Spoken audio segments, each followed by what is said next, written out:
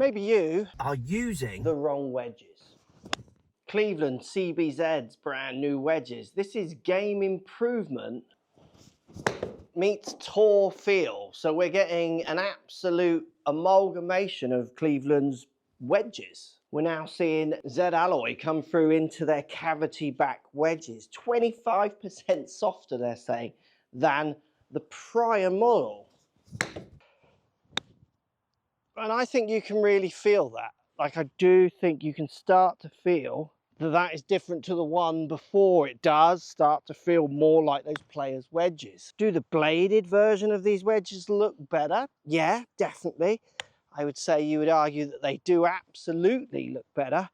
But if we're more performance kind of focused and not ego, just beelining for that bladed wedge, you know, that kind of branded wedge that we love that the better players use. We've kind of wised up in many of the other categories, drivers, fairways, hybrids, even irons now.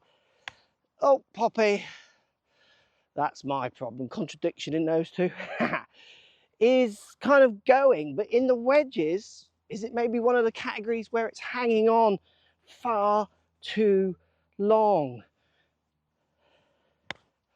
Especially now we've got cavity back wedges feeling this good.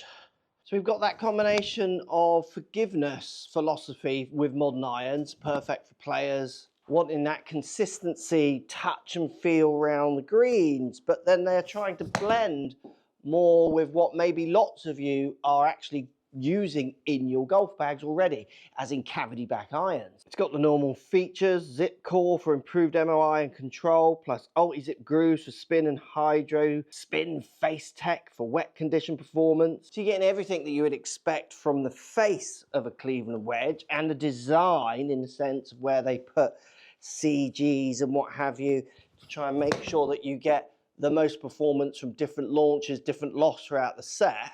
But for me, what really intrigues me and why I play this kind of iron is that it's that combination of what you're gaming in your bag to then what you jump to in your wedges. Let's have a look at what you're telling me you're actually gaming in your golf bags. And are the wedges in your bag actually correct at all? So we've got some Twitter polls running here. What wedges are in your bag at the moment? Bladed style or cavity backs was the first question. Thinking of Vokeys, Cleveland RTZs, which is the bladed version of this. What's in your bag? 76% of you are saying that you've got bladed style wedges in your bag, only 24% cavities. Where when I asked you what style of irons are in your golf bag, I'll go first. I've got ZXi 4, so the game improvement irons. We've only got 8% of players using cavity backs, 50% using players cavity, and game improvement at 42%. These two graphs, or these two polls, maybe don't really align up. Now, I definitely agree a player's cavity could easily blend with a RTZ wedge. You know, they could absolutely blend with that bladed wedge. But when it comes to gaps, sand wedges, clubs where you're hitting more this kind of fuller shot, maybe what you want is something that blends more with what you're looking for in your irons, not only in looks, but in feel now, as well as some support from the head. We've also got many grinds, soled grinds, as well as bounces, relief at the front, round the back, with the cavity back, so the forgiveness, but you've got pro-like feel and pro-like grinding pre-baked in with options.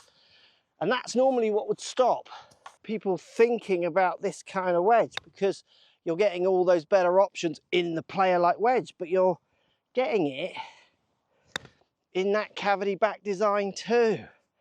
That does feel good.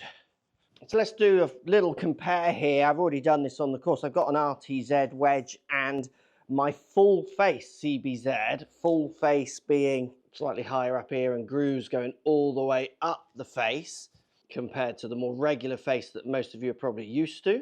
Green set at 60 yards out. My full face here.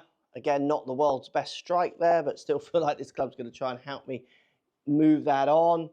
8,000 revs of spin, like it's responsive. It definitely feels good, like I was feeling on the course. It's funny, when I put the RTZ down.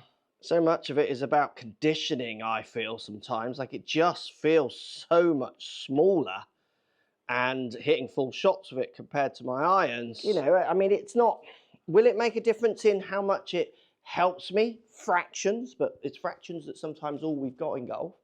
Spinning at 7,000, launching at the same angle, like that's a slightly poor strike with the blade, but it's going to drop in spin, which is probably why it's still getting up the pin height and done very well. Like, I'm going to really notice the difference in looks, not so much in feel anymore because they blend. See how the spin drops off because of my strike. What I am going to notice the difference in is in blend from my pitching wedge down to my 52 in the newer cavity backs. That one I'll be spinning up at 8.2, launching at 30 degrees. I just don't think I'm going to notice any difference in actual performance numbers for things like spin and launches. I'm going to have all the control. Oh, has that gone straight in? No, just past. That was close. 8,000, launched at 29, like green and green down, bottom left. Like, I'm not going to notice difference in performance apart from when I want to. Meaning I hit one high on the face or out the toe, which is going to happen. I'm glad that's going to be there. Or if we move this green out and we start now getting to, say, 100 and something yards, 106 yards, using my 52, CBZ now, with its little bit of cavity back and blending with my pitching wedge more, is feeling like I'm happier to give this one a bit more of a wallop than I am RTZ. Have I hit that hard enough? Yes. Up we go. Go. And like I say now, the crossover in feel is just next to not there. Like they just feel as good as those, in my opinion. Does pose the question that this video hopefully is posing to you. I mean, we beeline for better wedges because we're conditioned. I'm conditioned to make the RTZ look better, and it does look nice and better. But when I use my full face for long enough, that just looks really small now. Like the conditioning starts to flip. When it comes to the price, they're not cheap. I don't think any golf club is cheap anymore. And they are up there with what they're really trying to compete against, to be fair. That's a pretty ropey strike, look, and it's still scraping on the front of the green. Let me know in the comments, would you pay this price for this wedge, or are you thinking, no, I want that premium wedge? But isn't this premium now with the materials and the design? Like the blend, I'm not really seeing much difference from this to the premium wedge, apart from it's giving you a few more options to blend now with your set. Cavity back wedge goes, I have to say, I think this is quite exciting how good these feel, while at the same time blending with what I want my irons to do. Stick it. For me, I think the point with wedges like this is they now are a serious option for so many more golfers who maybe have wanted certain benefits from a wedge, but have only ever really seen it from the player style wedges. I mean, that's a flat out 52 for me, which I'm happy it's starting to blend more with the set of clubs that I actually play, because that is a blending shot. That was a flat out kind of gapish wedge to pitching wedge, depending on your lofts. Remember, let me know what wedges are in your bag and are you thinking of changing or not. And also, if you want to find out how far you should be hitting your 7-iron, this video here is going to tell you how far you should be hitting it for your index.